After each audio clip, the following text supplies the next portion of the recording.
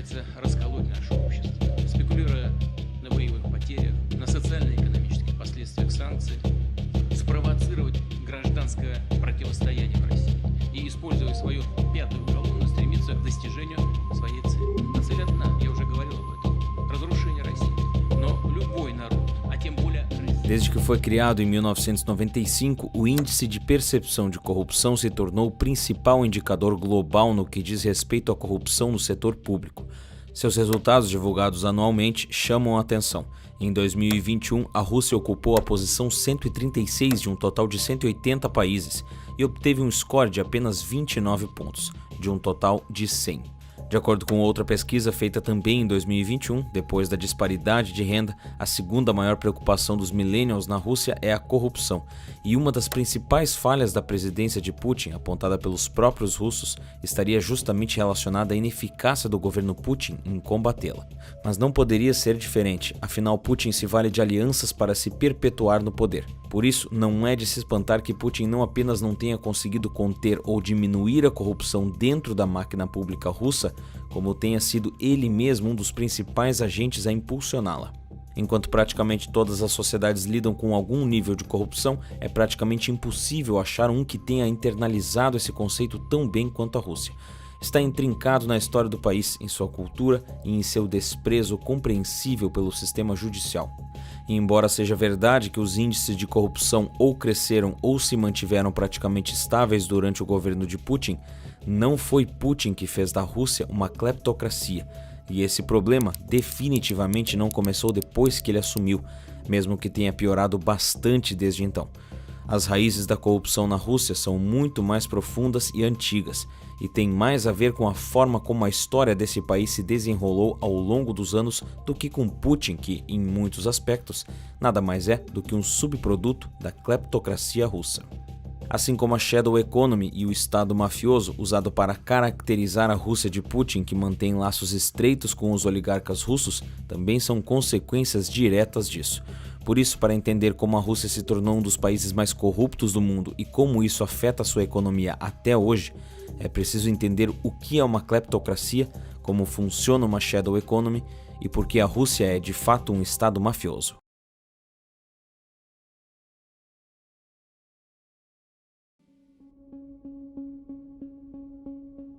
A história da Rússia é marcada por governos totalitários e por uma corrupção sistêmica. Dos Romanov aos governos socialistas de Lenin e Stalin, dos últimos governantes da União Soviética até Yeltsin e Putin. A corrupção na Rússia pós-comunista atingiu níveis alarmantes, mas a história da corrupção no país começa muito antes disso.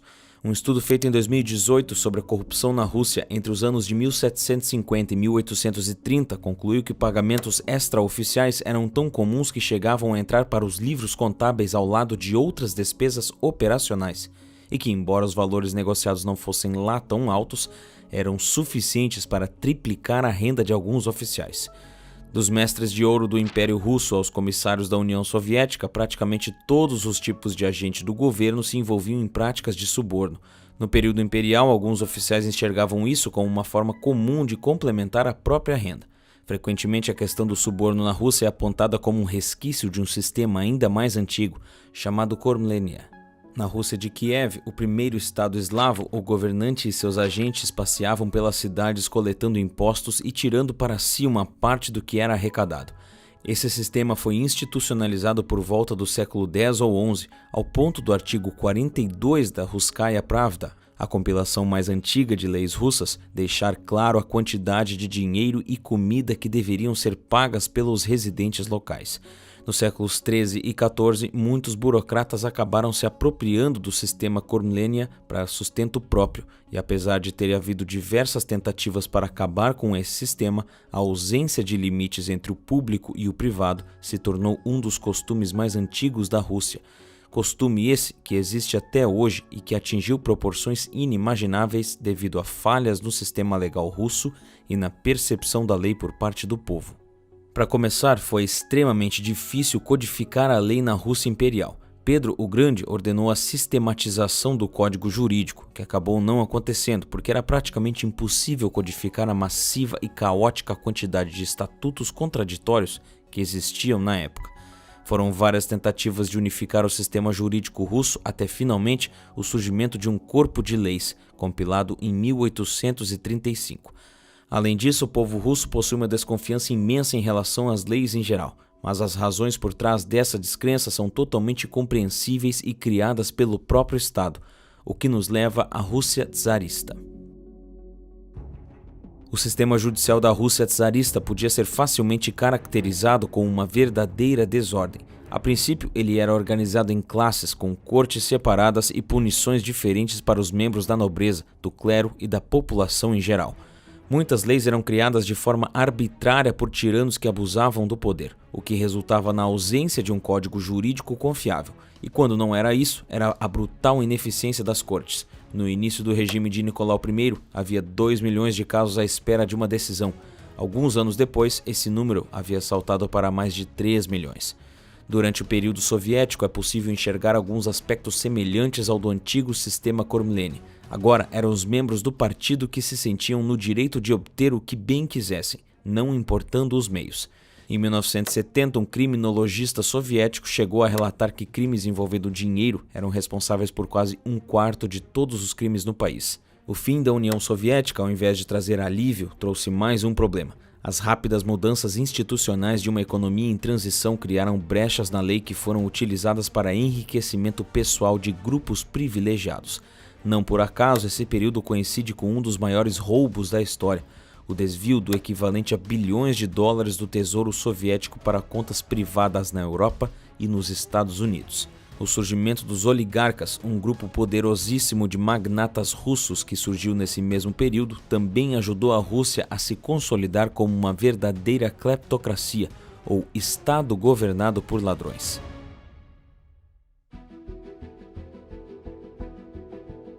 Em um documento vazado pelo Wikileaks em 2010, a Rússia foi chamada de um Estado mafioso, caracterizada por casos de corrupção e redes de extorsão.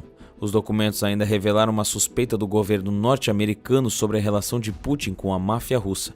Coincidentemente ou não, Alexander Litvinenko, o dissidente russo e expert em crime organizado, que teria cunhado a expressão Estado mafioso, morreu misteriosamente por envenenamento de polônio-210 radioativo, a primeira vítima confirmada desse tipo de envenenamento pouco comum, já que esse elemento químico não pode ser adquirido por pessoas comuns e provavelmente foi uma resposta direta do governo Putin às acusações feitas ao seu governo. A corrupção na Rússia parece ser algo estrutural. O sistema imperial era essencialmente corrupto, já que de cara privilegiava um grupo específico de pessoas em detrimento da população.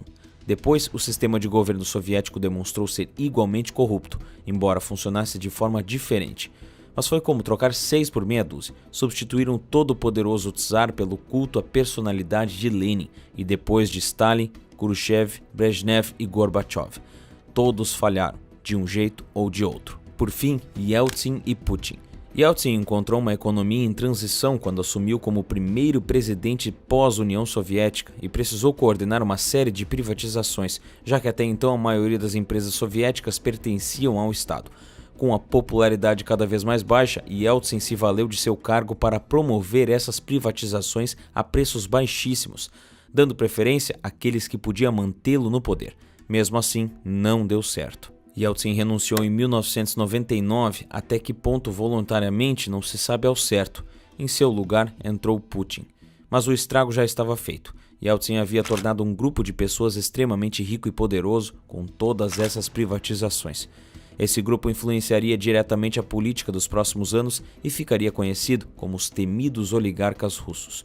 Os oligarcas russos surgiram justamente após o colapso da União Soviética e o caos econômico que tomou conta das repúblicas agora independentes.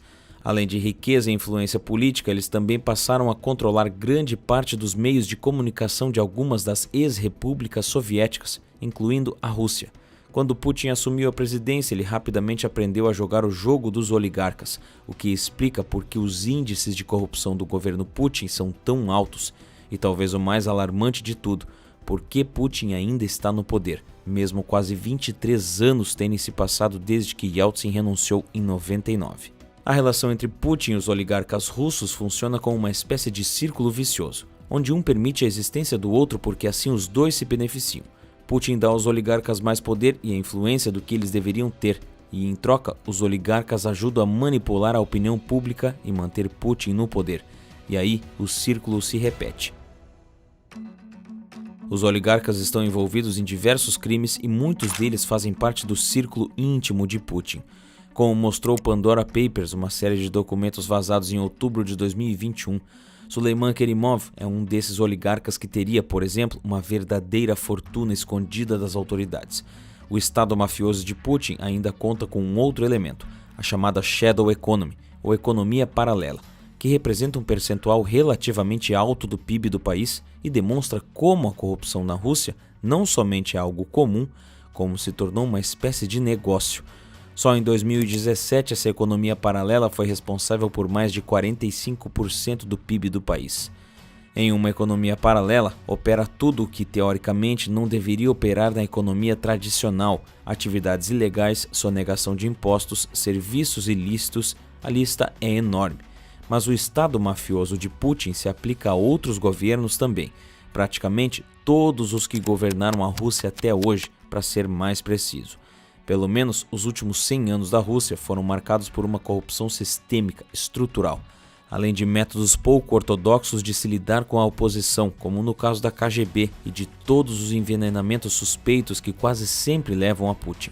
A cultura da corrupção na Rússia é algo que parece inerente à forma como a sociedade russa se organizou até hoje, mudando de cara a depender da época, mas praticamente igual em linhas gerais, o que é particularmente acentuado devido a um sistema jurídico fraco.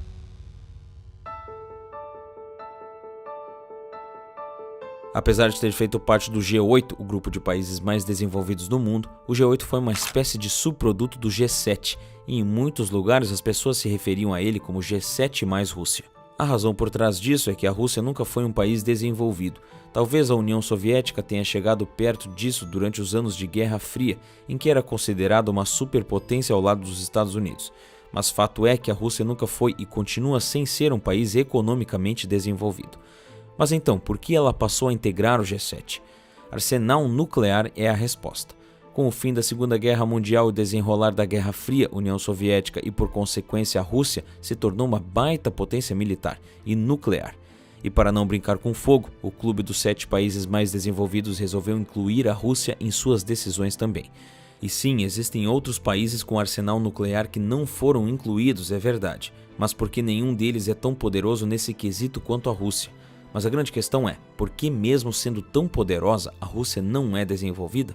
Parece haver uma relação entre o grau de corrupção em um país e sua taxa de desenvolvimento, e não é preciso ir muito longe. Analisando os países mais corruptos do mundo, é possível notar também semelhanças entre eles, muitas das quais a Rússia também possui.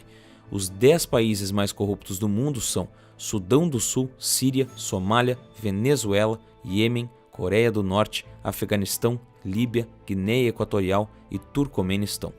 Notaram alguma semelhança? Ditadores sem data de validade, elites privilegiadas e pouca ou nenhuma liberdade de expressão. Quando contratos, por exemplo, são dados a pessoas específicas por causa de algum tipo de suborno, seja ele pago com dinheiro ou com influência, isso acaba com a lógica da competição. O resultado, em sua imensa maioria, é que aqueles mais qualificados para executar aquela tarefa ficam de fora.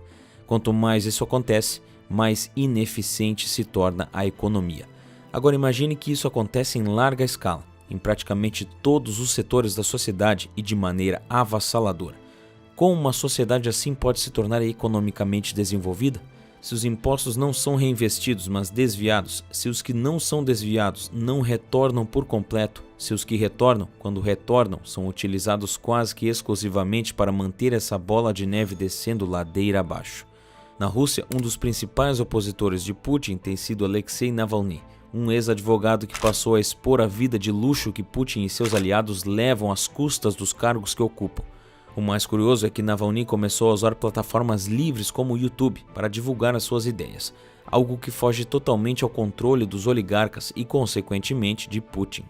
Navalny tinha interesse em concorrer à presidência, mas quem pode garantir que ele não seguiria os mesmos passos de Putin, ou de Yeltsin, ou de Stalin, ou de tantos outros que vieram antes dele? Aparentemente, nem tudo está perdido. Uma pesquisa conduzida pelo Levada Center, uma organização independente russa de pesquisa sociológica, mostrou que os russos estão furiosos com a corrupção no alto escalão do governo. A mesma pesquisa apontou que 47% das pessoas acham que a corrupção tomou conta do governo e 32% acreditam que ela vem de cima para baixo.